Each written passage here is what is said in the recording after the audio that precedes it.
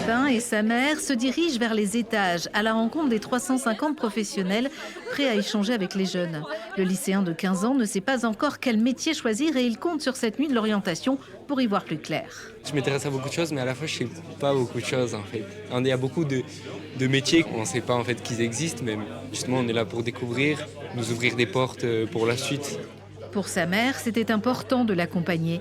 Scolarisé en seconde, son fils et ses camarades sont confrontés à leur premier choix d'orientation. Ils vont rentrer en première, ils vont avoir leur choix de leur spécialité à faire. Et en terminale, on a le Parcoursup. Donc déjà, le fait d'avoir vu tous les métiers, ou du moins une partie des métiers, ça va leur permettre de choisir les spé qui vont correspondre. Et la nouvelle cette année, ce sont les espaces formation pour renseigner ses futurs patrons ou salariés sur les filières à suivre. L'orientation, une priorité pour l'éducation nationale aussi, dès la 5e. On a tout un programme d'éducation à l'orientation que l'on développe depuis quelques années et qui a été aussi renforcé donc avec un plan de formation auprès des enseignants pour les aider à accompagner au mieux les élèves sur cette réflexion-là et les amener à être armés au moment des choix qu'ils auront à faire.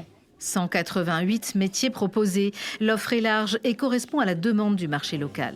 On est aussi dans les besoins de recrutement de demain des entreprises aveyronnaises et d'ouvrir tous les chemins possibles pour les jeunes de façon à ce qu'ils découvrent les métiers et qu'on puisse les garder sur notre territoire aveyronnais. Cette année encore, la 3e nuit de l'orientation a remporté un vif succès avec plus de 3000 jeunes présents à ce rendez-vous.